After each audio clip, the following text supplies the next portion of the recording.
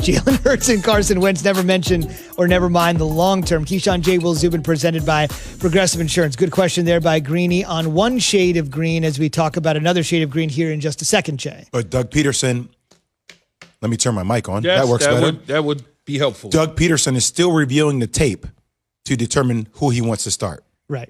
Just saying. Common sense here, Key. Common sense, often not common. He'll name the starter tomorrow. Yeah, you got to get there Wednesday. Yeah. Game plans going in. I had to think Tuesday because I have Monday Night Football, Tuesday Night Football, Cowboys, Baltimore. Tomorrow he'll name the starter after he looks at the tape tonight. Looks at the tape. Yeah. Wednesday, starter. Presumably, we'll hear Jalen Hurts as a starter tomorrow. I don't think. Or he may do the college thing. Don't say anything up until kickoff. Right. Make the DC prep for both guys. Even though, in college, is it going to be Trevor Lawrence or some? No, I think we'll prep for Trevor Lawrence. I think that's probably the way we should probably go. This is Keyshawn J. Will and Zubin coming to you live from above the Heineken River Deck at Pier 17. Again, more on Doug Peterson and the Kelly Green Eagles in just a bit. But this is the gangrene New York Jets we'll start with our ESPN NFL insider, Dan Graziano, who joins us this morning on the Shell Pennzoil Performance Line. Dan, good morning. A few minutes ago, the fellas reeled off who they thought might be in the mix to get this head coaching job if and when it becomes open. I don't want to fire a guy that hasn't been fired yet, but I think we kind of know what direction this is going. I don't think Did you see Dan's face? What a great face, Dan. Still employed at the moment at 7:02 a.m. Eastern time on Tuesday. I give you permission. Be in the mix here? Who could be in the mix here for the Jets once this Adam Gase tenure is over? Look, I mean, you hear a lot of the similar names that you've heard in years past in terms of Eric Bieniemy. I mean, Brian Daboll in Buffalo is put a nice little audition tape together last night. These guys are going to get interviews. If you look at where the Jets are, if they're going to be picking number one, if they're going to be taking Trevor Lawrence, they're probably going to be looking for a coach, that they feel can sort of shepherd Trevor Lawrence into his NFL career. And that probably means an offensive guy, even though it's not the best idea to approach your coaching situation that way. Do we want offense? Do we want defense? You want actually someone who's a leader that can maybe even delegate that responsibility. But look, I mean, there are Jim Harbaugh rumors that bubble up around the Jets. Jim Harbaugh rumors every year this time. We still don't know what he wants to do. He's an interesting guy for NFL teams if he decides he wants to go back into the pros because his record as an NFL head coach was outstanding. And I think there are people that want to see if he could pull that off again. And then I found it really interesting. Our Jets reporter, Rich Cimini, in his Sunday notebook this week, a couple days ago, raised the possibility that they would pursue Doug Peterson if the Eagles decided to move on from him or if they could work out a trade. Joe Douglas, the Jets GM, worked with Peterson there in Philadelphia for a couple of years, so there's a connection. So, look, I mean, it's early to know for sure, but the Jets are certainly thinking that way. I think it's fair to assume. Dan, let me ask you this, though, not just for me, but also for the Philadelphia Eagle fans, and you've been covering this thing from day one. What the hell happened to the Eagles this year? They didn't have the roster they thought they'd have, right? I mean, like they put together a roster that was based around like speed in the passing game, and you bring back Deshaun Jackson, you draft Jalen Reagor, and you think, but look, I mean, I hate to be the boring guy when this happens, but so often the answer to these questions is the offensive line, right? I mean, they lose key starters on the offensive line in the preseason. They can't keep it together all year. Lane Johnson's in and out of the lineup. You look around the league. Like, why aren't the Ravens as good as last year? Well, Marshall Yanda retired and Ronnie Stanley got hurt. What's going on in Cleveland? Why are they so good? Well, look what happened on the offensive line. They bolstered it at the tackle positions. They hired Bill Callahan to coach it. They kept it healthy. It very often comes back to that. And I'm not saying that's the Eagles' only problem, but it's certainly the foundation of what went wrong for them on offense. We came into this year saying injuries with the Eagles. Can they overcome this?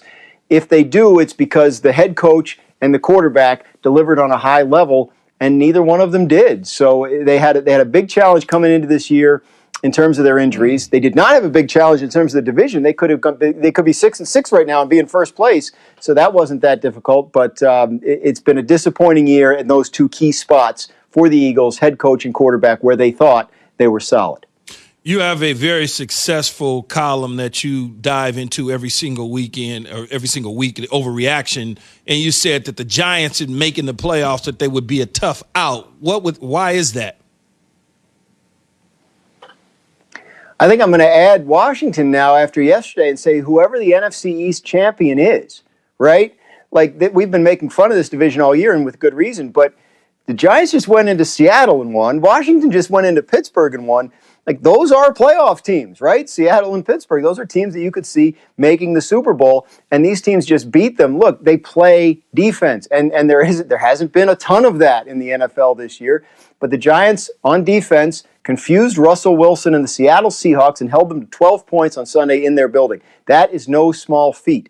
And look, I'm not saying these are world beaters. I don't expect an 07 or 2011 style Giants Super Bowl run out of this group. I think they're still putting it together in terms of their long-term prospects. But I don't think they're going to be an enjoyable team to play come January. And I think you saw that on Sunday, and it's because they come in with a plan, they execute it, the players are buying into what the coaching staff is selling, and they're feeling very good about themselves. Look, we see hot teams make noise in the playoffs, even if they aren't necessarily the best teams. Giants have won 4 in a row. If they keep this going and they go into the playoffs hot, yeah. I mean, how could you say they can't upset a team like Seattle with a home playoff game in the first round when they just went in there to Seattle? When Seattle's in a tight division race, it's not like they took them lightly and won the game. I think it's interesting to see these teams develop as possibly legit problems for the big teams come January.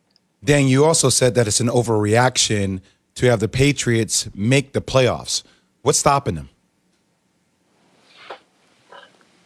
Math. I mean, they're 6-6, right? And the Colts right now, I think the Colts are the 7th seed in the AFC. They're 8-4. So you got to make up 2 games, and you got 4 games left. And there are other teams in between you and the Colts. So I just think it's too tough a hill to climb right now in terms of the standings. You could get, if you're the Patriots, you could win 9 or 10 games this year and still miss. So they've put themselves behind the 8 ball. They need a lot of help. They need other teams to play badly that are in front of them right now, and they need to keep winning. It's really weird. Remember the last time the Patriots missed the playoffs was 2008. They were 11-5 and somehow missed the playoffs that year. So you could have a similar situation here where they end up with a winning record but still on the outside looking in because of that rotten stretch they had back in October where they couldn't score any points. Okay, let me ask you this before we let you go, Dan. What's going to happen in Chicago? Do you think that they're going to blow Nagy out at the end of the season?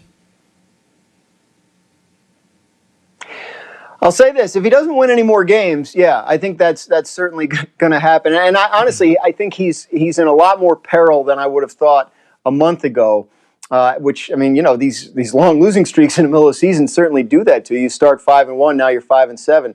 Yeah, I think it's possible. That's a situation we're definitely watching at this point in terms of a potential opening at head coach and maybe GM. I mean, remember, Ryan Pace is the one that traded up to draft Mitchell Trubisky when Deshaun Watson and Patrick Mahomes were on the board. So at some point, you know, you have to wear that decision. So, yeah, that's a situation that's gone very badly here over the last 6-7 weeks, and I think it's entirely possible Chicago joins the ranks of teams that are looking for a new head coach in, what, now 4 weeks? Indeed. Their record may not show it, but Houston is the Bears' next opponent. They're dangerous just because of the work that Watson has been able to do, sans weapons. That's next up for the Bears. Dan, thank you very much. You got it. Thank you. Keyshawn J. Will has been presented by Progressive Insurance. Drivers who save with Progressive save over $750 on average. Dan joined us on the Shell Pennzoil Performance Line. On the way, after the Steelers' first loss of the season, where do they fall in Key's real rankings? Uh-oh. Key unveils that next on ESPN Radio. Pro Football Hall of Famer, the great Ed Reed, is joining us. This is Jay Will from